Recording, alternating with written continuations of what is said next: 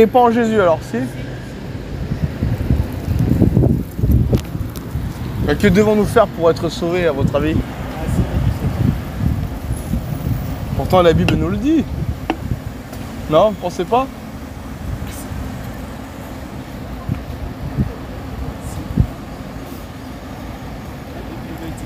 Pour être juste. Ah bon? C'est ça qu'il dit? Chacun fait ce qu'il a à faire, hein. C'est-à-dire que si... Pas pour le salut, hein. Le salut, il faut pas être juste, personne n'est juste.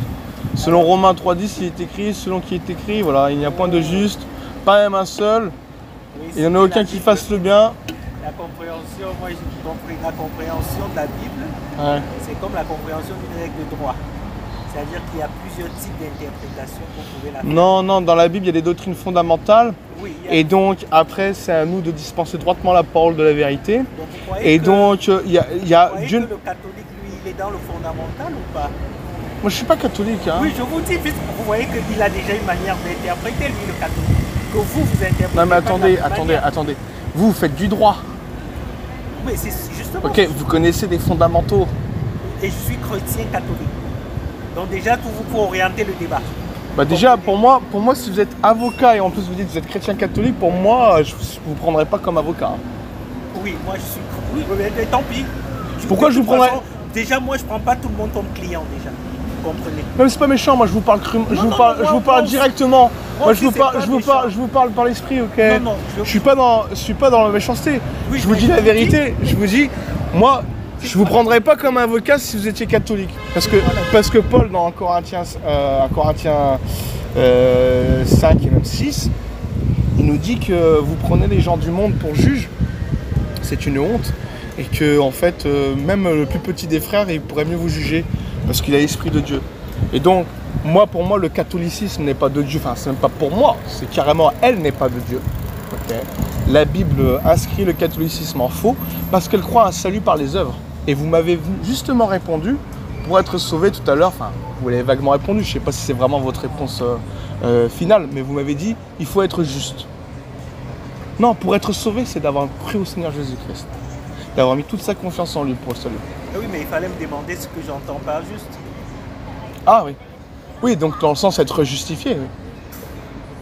C'est ça le problème avec les évangélistes. C'est-à-dire je ne suis pas évangélique, en fait, je dis avec ceux qui veulent évangéliser, qui sont du... Moi, je regroupe tout le monde, tous ceux qui sont dans l'évangélisation protestante, qui rejettent le catholicisme, les témoins, tout ça. En fait, ce qu'on leur reproche, c'est l'écoute. C'est-à-dire, en fait, ils ont une définition stéréotypée de ce qu'ils font et il faut qu'on comprenne que c'est ça. Dans le débat, en fait, chaque mot qu'on utilise... Non, moi je crois pas que... Vous voyez, vous me laissez même pas parler. En fait, moi, c'est parce que j'ai rendez-vous dans 5 minutes que je...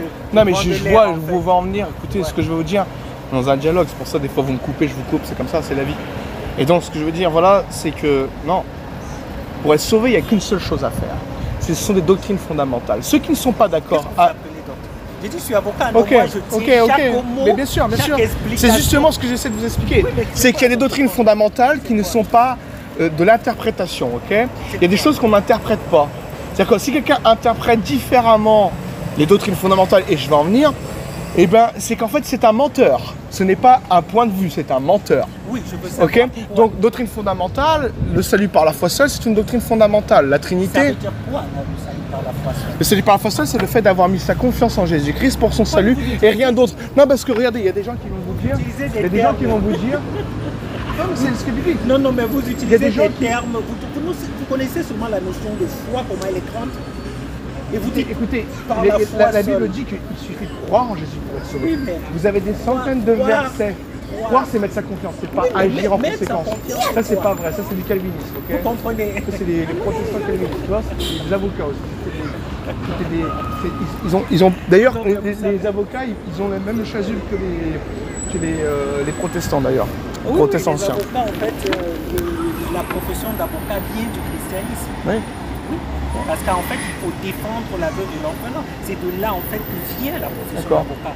C'est-à-dire que l'avocat, en fait, même si on a condamné quelqu'un, même si tout le peuple estime qu'il est en tort, il a le droit d'être écouté. Et c'est de là que vient la notion d'avocat. Et ben alors moi, j'aimerais savoir votre avis alors sur le salut. Oui, mais c'est des termes trop. C'est des termes. Non, il n'y a pas de terme, il n'y a pas de complexité de langage. Vous n'allez pas, mais je vous dis, de par ma profession, aucun mot, aucune influence, aucune expression ne peut me laisser m'influencer. Parce que mon travail, c'est de... Moi, la parole de Dieu m'influence et moi, j'aime la simplicité de la parole. Donc, chaque mot que vous utilisez... Depuis tout à l'heure, je sais pas ce que vous croyez là-dessus. Chaque mot que vous utilisez, pour moi, ça a une signification. Ouais, mais on n'a pas besoin de faire des tours des fois avec la simplicité de l'évangile. Moi, quand je parle à des gens, c'est croire au Seigneur, t'as la vie éternelle. Et puis Oui, c'est mais voilà. c'est des termes très vagues que vous utilisez. Non, c'est pas les termes très bas, c'est les termes même du Seigneur Jésus. Hein. Jean 3,16, Jean 6,47, oui, mais vous Jean 3,36. imaginez quand Jésus lui-même dit aux gens, je parle, vous ne comprenez pas. Même ceux qui étaient pour lui ne comprenaient pas ce qu'il disait. Il fallait qu'il explique. Non, sur le salut, il comprenait. Et d'ailleurs, ceux qui ne comprenaient pas, c'est ceux qui le rejetaient. Non, non. Même les disciples. Il dit pourquoi ne comprenez-vous pas mon langage? Non, même parce que vous avez pour père le diable. Parce qu'en fait, ces gens étaient des réproués, ils ne pouvaient pas comprendre. Non, non. Et donc, si vous voulez, il le mettait en épreuve. Et d'ailleurs, il le mettait en épreuve même pour la gloire de Dieu. Même ses disciples tout proches ne comprenaient pas. Il était obligé de leur expliquer, de réexpliquer. Et c'est pour ça, non, en fait, sur des doctrines, qu'il y a la religion. Sur certaines choses. Parce que tout ce que... Pas sur les fondamentaux. Les fondamentaux, ils ont tous compris que c'est suffit de croire en Jésus pour être sauvé. Si alors moi, j'aimerais savoir comment vous êtes sauvé selon la Bible. Vous comprenez donc... non, vous ne pouvez même pas savoir. Parce que déjà, votre approche dans la discussion ne permet pas d'évoluer dans la discussion. Ah oui, parce que vous êtes frêle. Vous avez une approche carrée. Non, vous êtes frêle, c'est tout. Voilà, vous avez de l'orgueil, c'est de l'orgueil. Vous savez, la Bible dit, ce n'est pas par une sagesse de langage mais par une démonstration de puissance, Paul dit. Et Paul dit, ce n'est pas... Quand on a une approche ouverte, on écoute et on essaie de méditer ce que l'autre dit. Ce n'est pas pour baptiser que Christ m'a envoyé, c'est pour annoncer l'évangile. Et cela sans la sagesse du langage.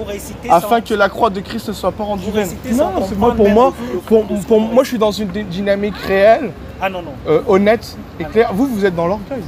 Vous tournez autour du pot. Ah non, mais vous voulez que les gens comprennent ce que vous dites et qu'on accepte. Non, c'est l'évangile. Moi, je vous annonce l'évangile. Vous annoncez l'évangile. Annoncer l'évangile, c'est pas forcément débattre. Hein. Moi, je vous annonce l'évangile. Je vous dis que si vous croyez au Seigneur Jésus, vous avez la vie éternelle. Si vous comptez sur votre propre justice, vous irez en enfer. Si vous dites que vous devez vous repentir des péchés. En rejetant ma foi. La foi catholique. Si vous croyez au catéchisme de l'Église catholique par rapport au salut, donc à une doctrine la plus fondamentale qu'est le salut, vous ne pourrez pas être sauvé parce que c'est un salut par les œuvres. Mais c'est ma foi. Ouais. Donc les musulmans ne seront pas sauvés, les catholiques ne seront pas sauvés, vous serez sauvés. Si vous êtes vraiment catholique dans la foi, vous croyez un salut par les œuvres alors. Je suis vraiment catholique dans la foi. Et justement, vous croyez un salut par les œuvres alors. Et ça nous fait rigoler des gens qui ont l'impression qu'ils ont la foi, la connaissance infuse de la Bible et qui non, non mais en fait, c'est pas une connaissance infuse. Moi, ce que je vous explique, c'est qu'en fait, tous les enfants de Dieu connaissent comment nous sommes sauvés. Ah oui, mais moi, c'est un fondamental. Oui, moi, okay. Et donc, si vous me répondez pas, pour moi, j'en déduis que vous croyez un salut par les œuvres et vous l'avez dit. Vous êtes profondément catholique de la foi, et donc moi je vous dis c'est une fausse religion. C'est pour ça que et moi je vous dis c'est une fausse religion qui vous emmènera tout droit en enfer. Pas parce que vous pouvez aller à l'église catholique, c'est parce que vous croyez à un faux salut, à un faux évangile.